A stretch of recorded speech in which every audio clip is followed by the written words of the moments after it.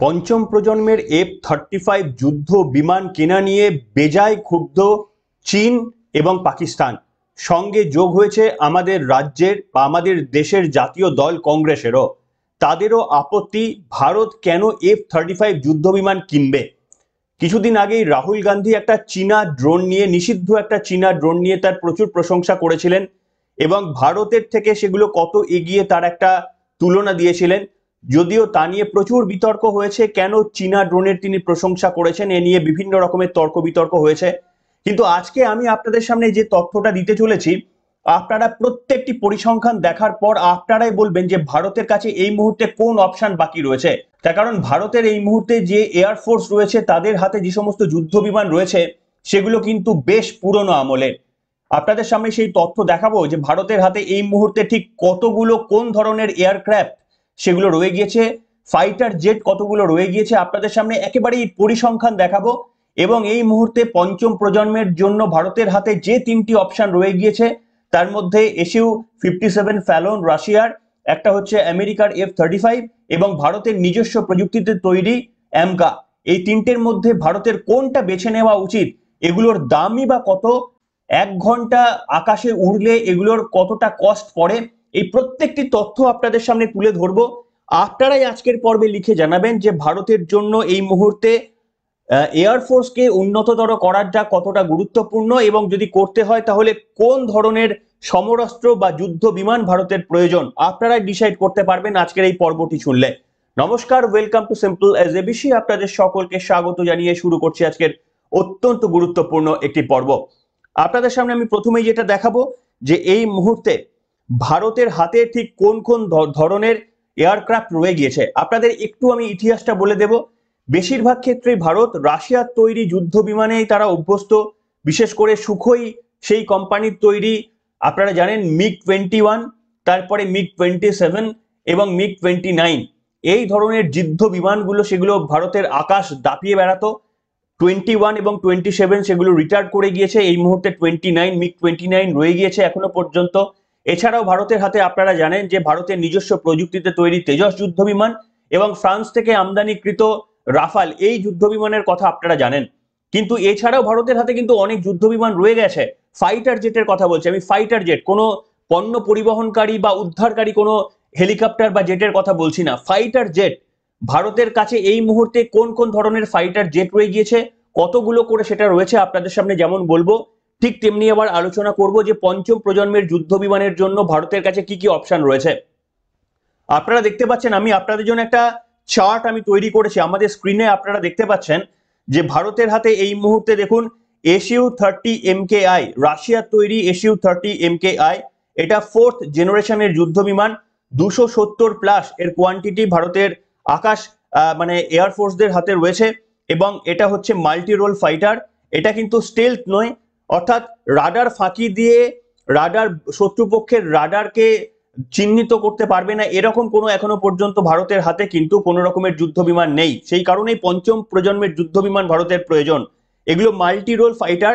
2002 সালে এগুলোর প্রকিউরমেন্ট হয়েছিল এবং সেটা ভারতের একটা বড় একটা সম্পদ, রাশিয়ার তৈরি। এছাড়াও রয়েছে MiG-29, এটা 4th জেনারেশনের রাশিয়ার তৈরি একটা এয়ারক্রাফট, যেটি 70-এরও বেশি কিন্তু রয়েছে ভারতের সেনাবাহিনীদের হাতে। এবং এটা 1980 সালে, অর্থাৎ অনেকটা পুরনো, 1980 সালের, এবং এটা নতুন করে আপগ্রেড করা হয়েছিল 2010 সালে। আপনারা জানেন মিগ সিরিজের ভারতের কাছে যে সমস্ত যুদ্ধ বিমানগুলো ছিল, যেমন MiG-21, MiG-27, সেগুলোকে রিটায়ার্ড করিয়ে দেওয়া হয়ে গেছে। MiG-29 এখনো পর্যন্ত ভারতের হাতে আছে, তার কারণ 2010 সালে এটা লাস্ট আপডেট হয়েছিল। এরপরেই আপনাদের সকলের যেটি জানা রয়েছে সেটা হচ্ছে ফ্রান্সের তৈরি রাফাল, যে রাফাল 2016 সাল নাগাদ সেখানকার প্রকিউরমেন্ট প্রসেস শুরু হয় এবং সেটি হচ্ছে 4.5 জেনারেশনের। ভারতের হাতে এই 36টি রাফাল যুদ্ধ বিমান রয়ে গিয়েছে।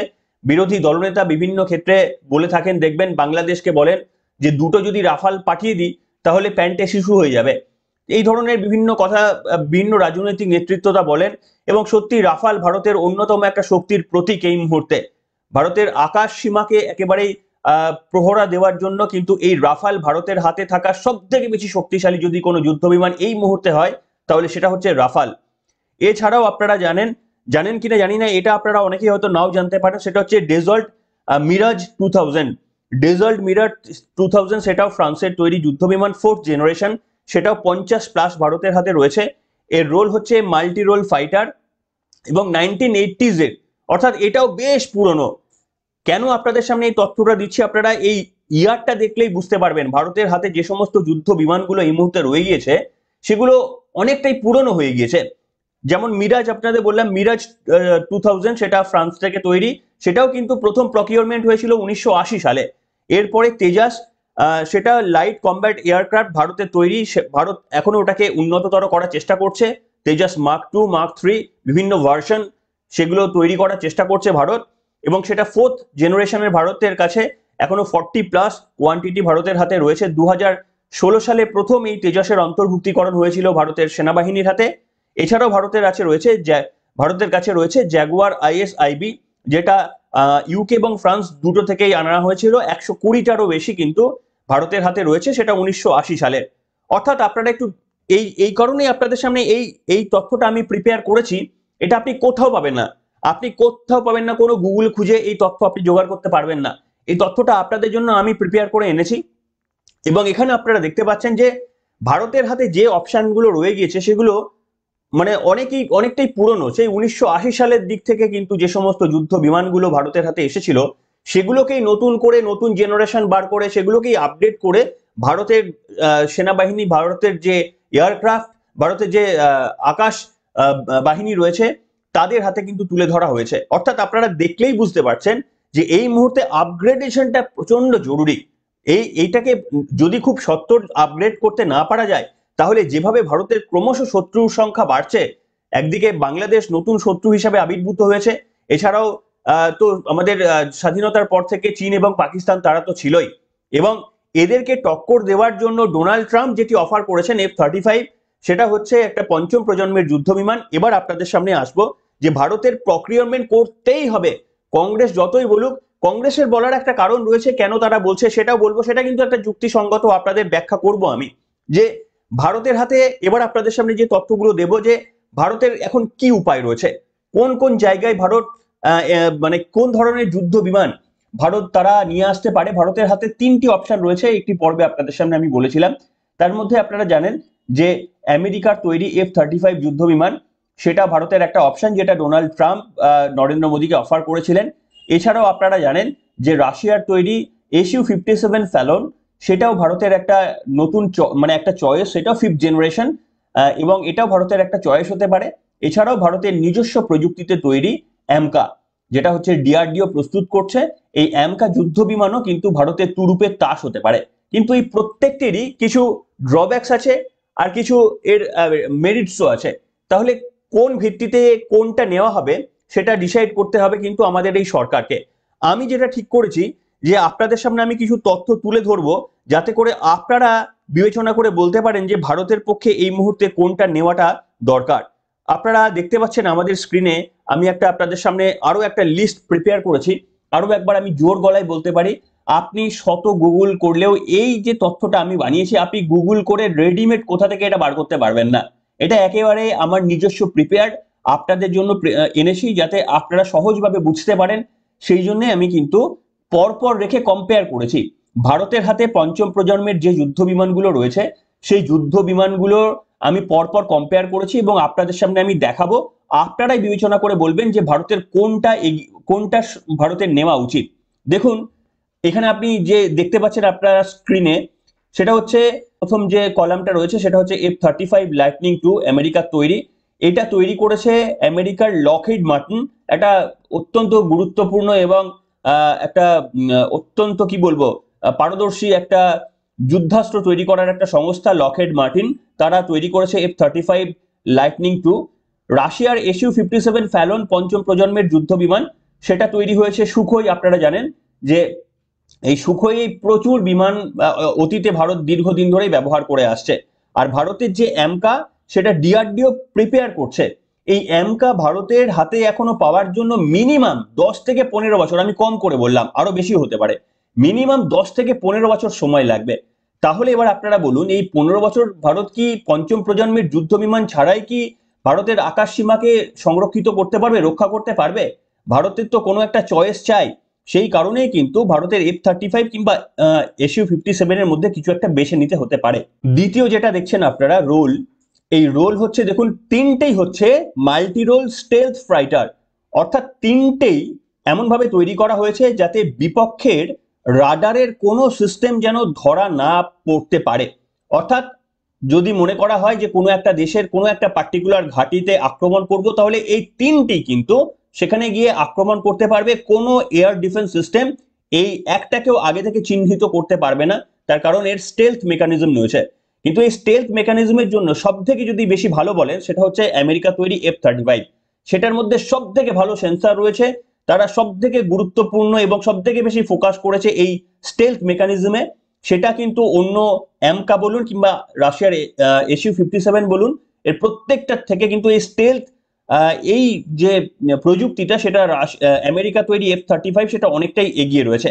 এরপরে আপনাদের সামনে আমি যদি বলি যে টপ স্পিড, আমি যদি স্পিডের কল্পনা মানে তুলনা করি, তাহলে আমেরিকা তৈরি F-35 সেটা হচ্ছে শব্দের থেকে 1.6 এই গুণের স্পিডে যেতে পারে, 1.6 গুণ শব্দের থেকে এই স্পিডে যেতে পারে, যেটা হচ্ছে মাক 1.6।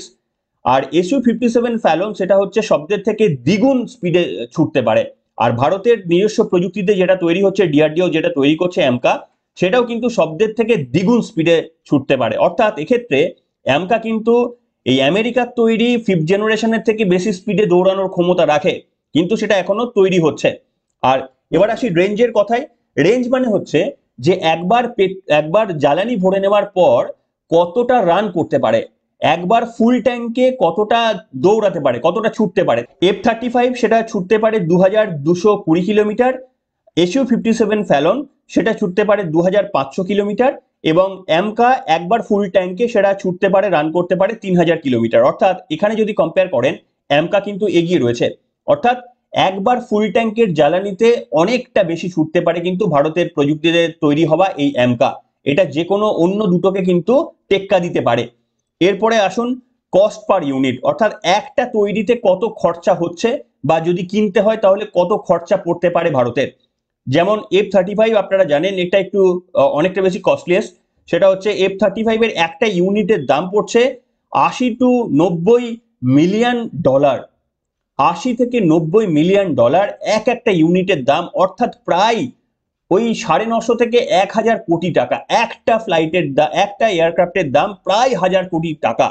এবং এইখানে কিন্তু বাজি মারছে Su-57 ফ্যালন রাশিয়ার এবং ভারতের তৈরি যুদ্ধ বিমান। সেটা রাশিয়ার তৈরি যুদ্ধ বিমানের খরচ 40 থেকে 50 মিলিয়ন ডলার, ভারতের তৈরি যুদ্ধ বিমান তৈরিতে খরচ পড়ছে 50 থেকে 60 মিলিয়ন ডলার। অর্থাৎ একটা F-35 এর জায়গায় দুটো কিন্তু Su-57 ফ্যালন হয়ে যাবে, কিংবা ভারতের তৈরি অ্যামকা প্রায় দুটো হয়ে যাবে। এইটা কিন্তু কনসিডার করবেন আপনারা, একটাই F-35 এর জায়গায় দুটো Su-57 এর ফ্যালনের যুদ্ধ বিমান কিংবা ভারতের তৈরি দুটো যুদ্ধ বিমান হয়ে যাবে। তার কারণ হচ্ছে ওটার 1000 কোটি টাকার দাম যদি পড়ে, তাহলে বাকি দুটো মোটামুটি 500 কোটি টাকা করে একটা ইউনিটের দাম পড়বে।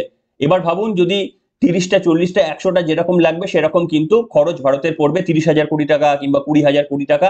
শুধু এই ক্ষেপে এই এয়ারক্রাফট কিনতে কিন্তু ভারতের খরচ হবে, যেটা আমার আপনার করের টাকা ইউজ করে খরচ করা হবে। আপনারা এইগুলো শোনার পরই ভেবে বলবেন যে ভারতের কাছে এই মুহূর্তে কোন অপশনটা গ্রহণযোগ্য হতে পারে। আপনারা লিখে জানাবেন, অনেক তথ্য দেবো, এখনো অনেক বাকি আছে। এরপরে আপনাদের সামনে আমি যেটা দেখাবো যে অপারেশনাল স্ট্যাটাস, যে F-35 সেটা কেনার জন্য ন্যাটো অন্তর্ভুক্ত গুলো দেশ, তারা অনেকের কাছে F-35 তারা কিনে নিয়েছে, অনেকে আবার লাইন দিয়ে বসে রয়েছে। ভারতই হচ্ছে প্রথম ন্যাটো বহির্ভূত একটা দেশ যাকে আমেরিকা কিন্তু এই F-35 অফার করেছে। এটা খুব গুরুত্বপূর্ণ। আমেরিকা ন্যাটো বহির্ভূত দেশ হিসাবে ভারত ছাড়া দ্বিতীয় কোনো দেশকে এই F-35 তারা অফার করেনি।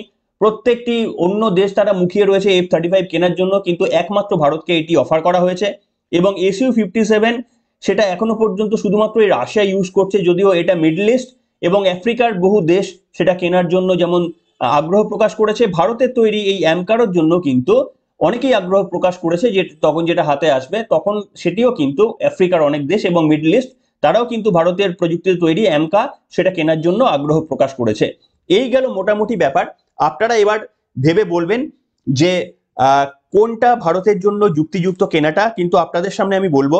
দেখুন, আমাকে যদি বলেন যে প্রযুক্তিগত দিক থেকে এবং সব থেকে গুরুত্বপূর্ণ হচ্ছে যে রাডার ফাঁকি দিয়ে শত্রুপক্ষ আমাকে চিহ্নিত করতে পারবে না, এই প্রযুক্তি যদি বলেন, তাহলে F-35 এর কম্পিটিটর কেউ নেই। কিন্তু F-35 এর দাম ডবল। একটা F-35 দিয়ে দুটো SU-57 ফ্যালন কেনা যায়। SU-57 ফ্যালন তার স্টেলথ প্রযুক্তি রয়েছে বটে, কিন্তু সেটা আবার আকাশ থেকে আকাশ ক্ষেপণাস্ত্র প্রয়োগের জন্য অ্যামকার মতোই মারাত্মক গুরুত্বপূর্ণ এবং বিধ্বংসী লীলা চালাতে পারে। অর্থাৎ সেক্ষেত্রেও এরা গুরুত্বপূর্ণ ভূমিকা পালন করতে পারে। এবং আপনাদের আমি জানাতে চাইবো যে এই যে আমেরিকার তৈরি যুদ্ধ বিমান F-35 এর তিনটি ভার্সন রয়েছে। একটা হচ্ছে F-35A, একটা F-35B, একটা F-35C। F-35A এটার একটার দাম পড়ছে 8 crore USD, অর্থাৎ আমাদের টাকা হিসাবে 693 কোটি টাকা। F-35B যেটার দাম পড়ছে 11 crore USD, যেটা আমাদের টাকায় হচ্ছে 997 কোটি টাকা একটা ইউনিটের দাম। আর F-35C'রও একই দাম। এবার আপনাদের মনে প্রশ্ন উঠতে পারে যে এতটা দামের ডিফারেন্স কেন, যেখানে F-35A এর দাম হচ্ছে আমাদের হিসাবে প্রায় 700 কোটি টাকা, সেখানে F-35B এর বা C এর দাম হচ্ছে 1000 কোটি টাকা। এর মূল ডিফারেন্স হচ্ছে F-35A সেটা রানওয়ে দিয়ে যেমন যায়, তার একটা রানওয়ে চাই, কিছুটা যেমন হয় একটা সোজা রানওয়ে দিয়ে যাবে, তারপরে সেটাকে টেক আপ করবে, যেরকম অন্যান্য ফাইটার জেট যেভাবে ওঠে ঠিক সেইভাবে। কিন্তু F-35B বা C সেটার জন্য কোনো রানওয়ে দরকার নেই। একেবারেই ধরুন প্লেনটা এরকম ভাবে মাটিতে দাঁড়িয়ে রয়েছে, এইখান থেকে ডাইরেক্টলি এইরকম ভাবে উঠতে পারে, অর্থাৎ তাকে এগিয়ে ছুটে গিয়ে যে এরকম টেক অফ করতে হবে এরকম না, একদম সোজাসুজি এইখান থেকে এরকম দাঁড়িয়ে আছে, এরকম ভাবে উড়ে যেতে পারে। এটা এর বৈশিষ্ট্য। এবং যখন নামবেও তখনও কিন্তু সে এই একদম এরকম ভাবে এসে এরকম নেমে যেতে পারে। কিন্তু অন্যান্য যুদ্ধ বিমান কিভাবে নামে, এরকম ভাবে হালকা করে নেবে, তারপরে স্পিডে এগোতে থাকে, তারপরে আস্তে আস্তে আস্তে সেটা ব্রেক কষে দাঁড়িয়ে যায়। কিন্তু অর্থাৎ রানওয়ে প্রয়োজন, একটা লম্বা রানওয়ে প্রয়োজন। কিন্তু F-35B বা C কিনলে রানওয়ে প্রয়োজন হবে না, সেই জন্যই দামটা এতটা বেশি। এছাড়াও অনেক কিছু আরো ছোটখাটো ডিফারেন্স রয়েছে, সেগুলো এত কম সময়ের মধ্যে বলা যাবে না।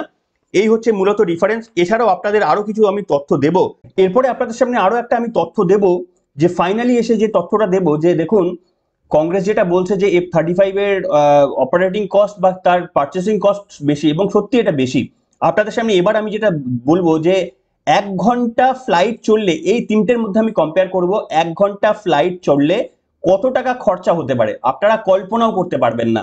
দেখুন আমি বলছি, F-35 যেটা কেনার কথা হচ্ছে আমেরিকার কাছ থেকে, সেটা 1 ঘন্টা যদি ওড়ে তার খরচ হচ্ছে 30,000 থেকে 35,000 ডলার পার আওয়ার।